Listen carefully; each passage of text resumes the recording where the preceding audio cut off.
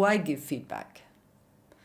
So there are several reasons, apart from the ones I already mentioned, why feedback is so necessary. First of all, performance. We want the people that we're managing, the individuals and the teams, to perform as well as they can. Okay, and performance involves a lot of different things.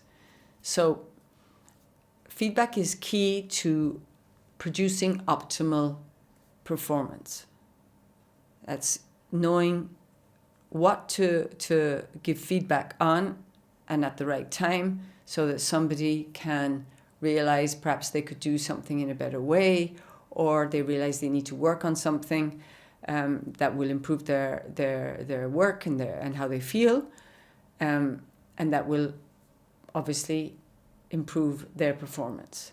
And when you do that to a whole team, to each individual, and also then the team, because there's also feedback that you need to give at a team level. So there's the individual level that you're saying to your different team members who all work in different ways, who all have different strengths, who all have different levels of competency in the different areas. But then there's the team as a whole that you need to give performance-driven feedback to. So maybe a team isn't working properly together. Maybe they're not communicating well together. And you will need to give this feedback to them, or whatever is the issue that is not letting them perform to their maximum potential. Because as a manager, like the coaching example we gave, your objective is to get each member of your team and the team as a unit performing optimally. So it's not just giving feedback to individuals. Yeah, you have to see the big picture of the team as well. Then another reason, which is key and is also linked to giving feedback, is motivation, motivational feedback. So motivational feedback isn't the same as performance-driven feedback, because you're not really targeting an area that needs to be kind of improved, but you're giving feedback to motivate. Yeah. Sometimes performance-driven feedback is motivational, right? Because they see you're taking an interest in them. They see that you're concerned and that you're giving supportive inputs so that they can work better, and that's motivating in itself to feel that your manager is interested in you. But motivational feedback is on another level. Yeah, it's to motivate, and we often don't understand how important motivational feedback is. We think like, okay, we're in the humanitarian work, and humanitarian work for the population by itself is motivational enough. No, of course it isn't. People need to know that they're doing a good job, that their efforts are seen and recognized.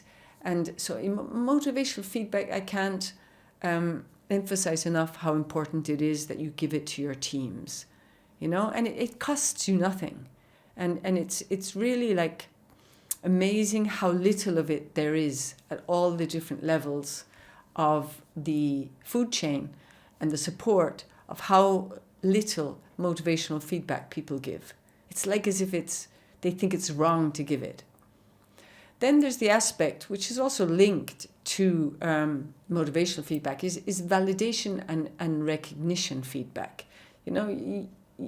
It's important to validate people, to recognize the work, the effort, their attitude, and in humanitarian work, we kind of don't do that either for some reason. In most jobs, people don't do it, right? But humanitarian work is especially difficult. It's tough. So there should even be more of it there than, say, in some call center in the middle of New York, right? You need to recognize and articulate gratitude for the work that people do in humanitarian work. The turning up every day, the risking their lives every day, they're going above and beyond every day. You need to recognize this is recognition, this is validation, this will help them, this is motivational in a way. But there's not enough of it. saying thank you to somebody.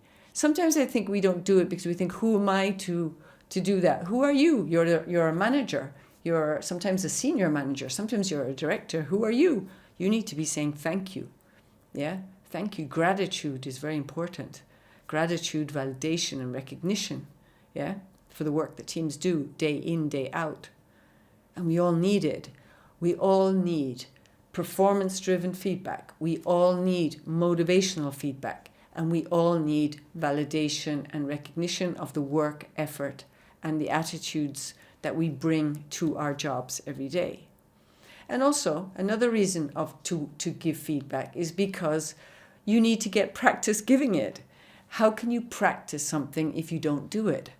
So even if you don't agree with what I'm saying, you still need to give feedback. So the only way to get better at giving it is to practice giving it. And you need to practice the range. You need to understand the difference between performance-driven feedback.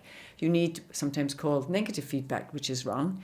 You need to understand the difference between performance and motivational. You need to understand when it's appropriate time to give validation and recognition type feedback, right? So you need to get practice in that. And you need to get practice also receiving it.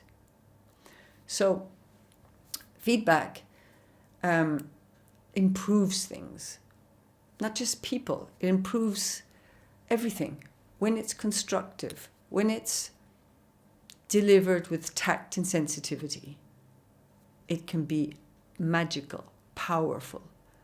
And the best teams that you look at, if you look at a good team that's working well together and high performance, it's because probably you will see behind a lot of good performance validation and motivational feedback being given by their managers or within the team itself. Because let's not forget, even within the team itself, it should be encouraged that people say positive motivational things to each other and not criticism. Criticism really doesn't help anybody, as you will see.